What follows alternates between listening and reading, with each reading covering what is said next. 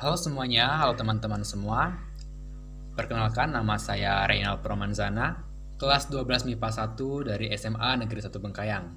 Nah, pada kesempatan kali ini, saya akan memaparkan sebuah materi dengan tema besar yaitu teori kuantum.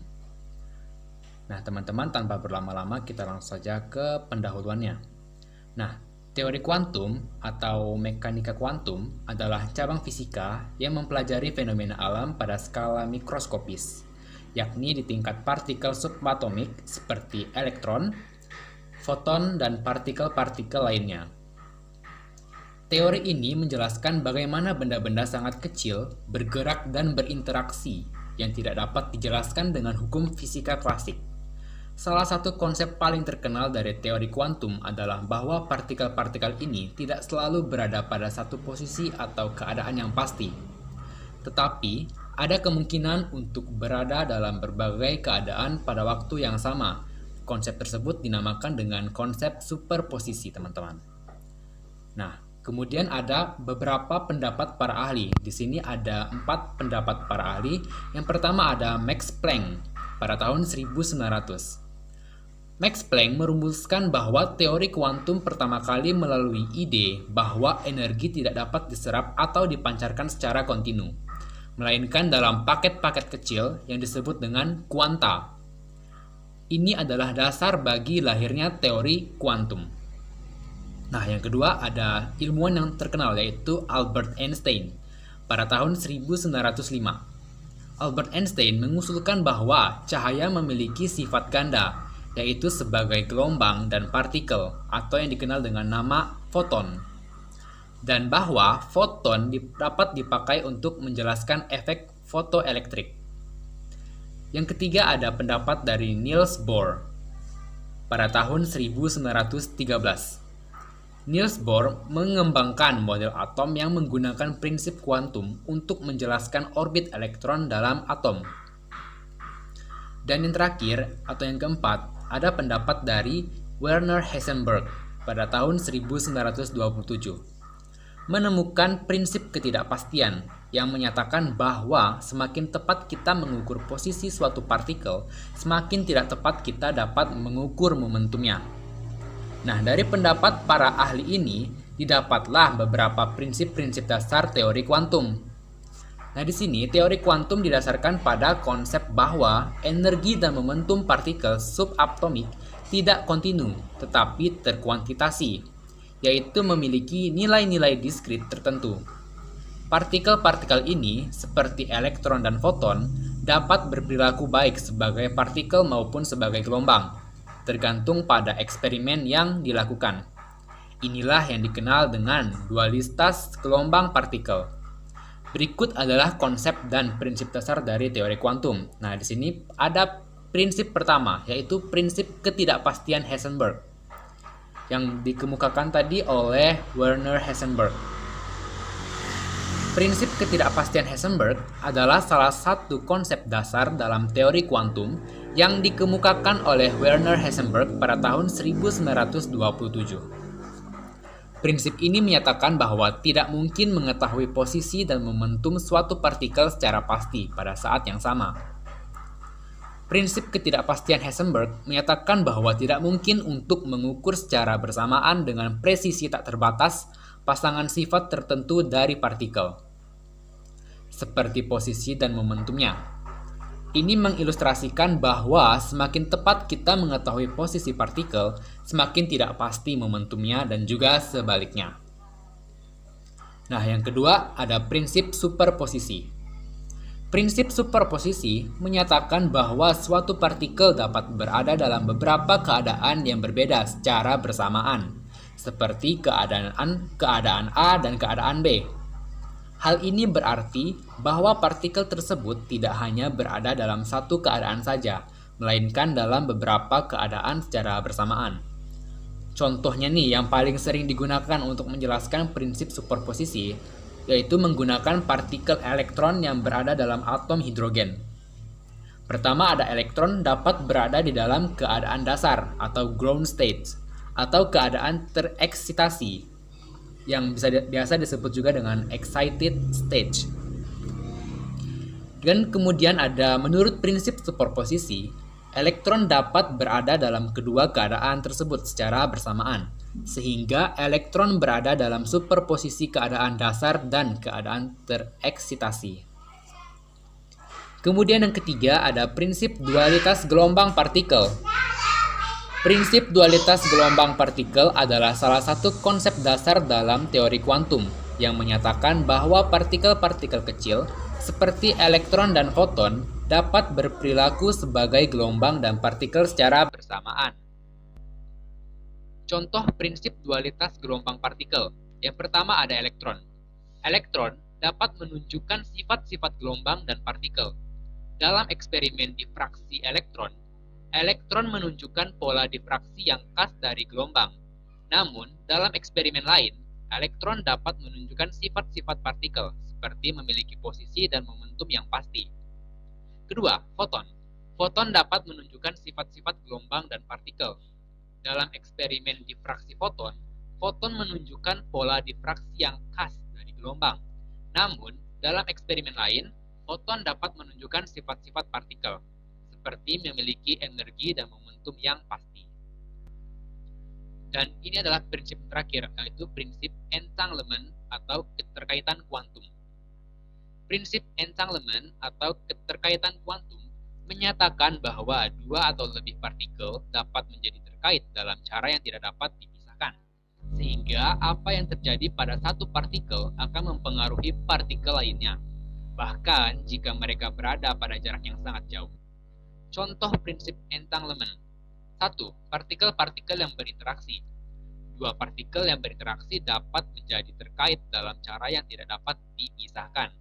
Misalnya, jika dua elektron berinteraksi, maka mereka dapat menjadi terkait dalam cara yang tidak dapat dipisahkan.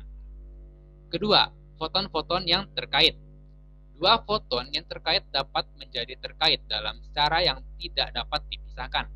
Misalnya, jika dua foton yang terkait berada pada jarak yang sangat jauh, maka apa yang akan terjadi pada satu foton yang akan mempengaruhi foton lainnya.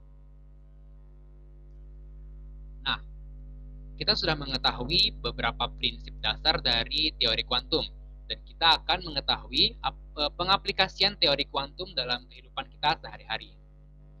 Nah, teori kuantum adalah cabang fisika yang mempelajari perilaku materi dan energi pada skala mikroskopis, seperti atom dan partikel subatomik. Meskipun terdengar sangat abstrak dan jauh dari kehidupan sehari-hari, penerapan teori kuantum dalam kehidupan kita sehari-hari sebenarnya cukup luas dan berperan penting dalam banyak teknologi modern yang kita gunakan. Berikut adalah beberapa contoh penerapan teori kuantum dalam kehidupan sehari-hari kita. Nah, yang pertama nih ada penggunaan teknologi komputer dan elektronik. Yang pertama dari transistor. Nah, transistor merupakan salah satu penerapan teori kuantum yang paling terkenal dalam pembuatan transistor. Transistor yang merupakan komponen dasar dalam hampir semua perangkat elektronik modern, bekerja berdasarkan prinsip kuantum. Misalnya, fenomena seperti efek tunel kuantum digunakan dalam sirkuit elektronik untuk memungkinkan arus listrik mengalir melalui semikonduktor dengan cara yang lebih efisien. Kedua, ada chip komputer. Setiap chip mikroprosesor seperti yang ada dalam komputer, ponsel, dan perangkat lainnya dirancang berdasarkan prinsip fisika kuantum. Proses pembuatan dan pengoperasian chip ini melibatkan manipulasi partikel pada skala atom untuk meningkatkan performa dan kapasitas komputasinya. Yang kedua, ada penggunaan MRI atau Magnetic Resonance Imaging. MRI adalah teknologi medis yang menggunakan prinsip fisika kuantum untuk menghasilkan gambar dari organ dalam tubuh manusia. Teknik ini memanfaatkan sifat kuantum dari proton dalam tubuh yang berinteraksi dengan medan magnet dan gelombang radio untuk menghasilkan gambaran yang sangat rinci. Proses ini melibatkan resonansi magnetik yang hanya dapat dijelaskan dengan teori kuantum. Nah, jika teman-teman nggak tahu MRI itu apa, MRI itu yang biasa ada di dalam rumah sakit yang berbentuk bulat untuk merongsen para pasiennya. Nah, kemudian yang ketiga, energi matahari atau sel surya. Sel surya yang digunakan untuk mengubah energi matahari menjadi juga bekerja berdasarkan prinsip-prinsip kuantum. Fenomena efek fotovoltaik yang digunakan dalam sel surya melibatkan partikel cahaya, yaitu foton, yang menyentuh bahan semikonduktor dan melepaskan elektron. Proses ini sangat bergantung pada pemahaman teori kuantum untuk meningkatkan efisiensi konferensi energi. Dan yang keempat ada laser. Laser adalah salah satu teknologi yang sepenuhnya bergantung pada teori kuantum. Laser bekerja dengan memanfaatkan transisi energi elektron di dalam atom atau molekul. Ketika atom dipompa dengan energi, elektron mereka melompat ke tingkat energi yang lebih tinggi. Saat elektron kembali ke keadaan energi yang lebih rendah, mereka memancarkan foton yang sangat terkoheren, menciptakan sinar laser. Laser digunakan dalam berbagai aplikasi seperti pemindaian barcode, pemotongan logam, operasi bedah, dan bahkan pembacaan CD atau DVD. Kemudian yang terakhir atau yang kelima, yaitu penggunaan telepon pintar.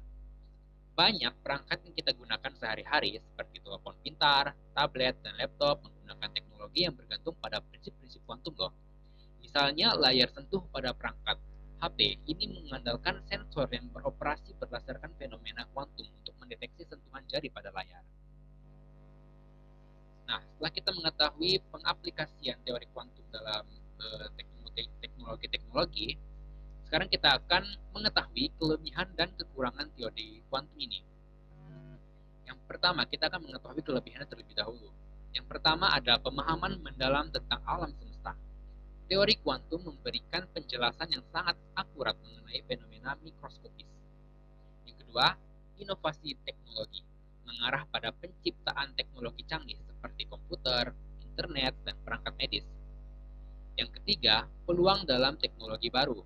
Penerapan komputer kuantum yang bisa mengatasi masalah yang sulit bagi komputer tradisional, menawarkan potensi luar biasa dalam bidang riset ilmiah dan teknologi.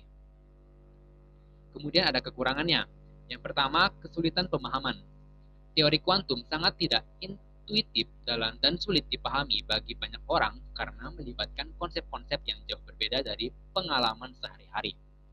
Belum ada teori yang menyatukan kuantum dan gravitasi, ini yang kedua. Meskipun sangat sukses dalam menjelaskan fenomena subatomik, teori kuantum belum dapat digabungkan dengan teori gravitasi dalam cara yang memadai. Ini adalah tantangan besar dalam fisika modern.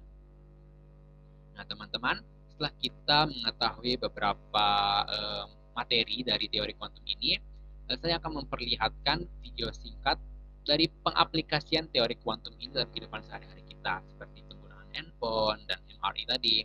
Jadi teman-teman bisa disimak sedikit videonya ya.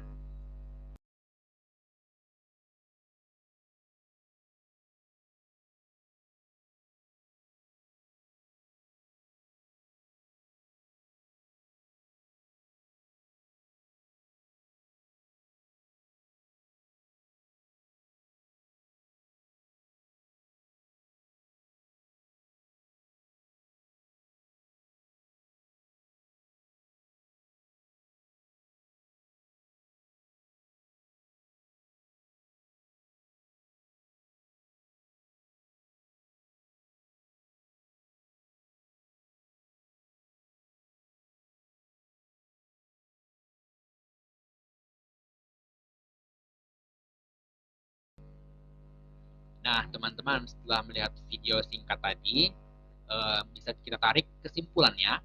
Teori kuantum telah mengubah cara kita memahami dunia di tingkat mikroskopis dan memberikan dasar bagi banyak teknologi modern yang kita nikmati sekarang. Meskipun sulit dipahami dan memiliki beberapa tantangan, penerapannya dalam berbagai bidang, termasuk teknologi medis dan juga di bidang komunikasi, memberikan dampak yang luar biasa bagi kemajuan peradaban manusia. Dengan terus berkembangnya riset dalam teori ini, kita kemungkinan akan melihat lebih banyak inovasi yang berasal dari prinsip-prinsip kuantum di masa depan nanti. Nah, teman-teman, segini dulu video dari saya mengenai teori kuantum. Saya ucapkan terima kasih. Saya juga mohon maaf jika ada beberapa kata yang mungkin salah dalam pengucapan, saya ucapkan terima kasih banyak. Sampai jumpa.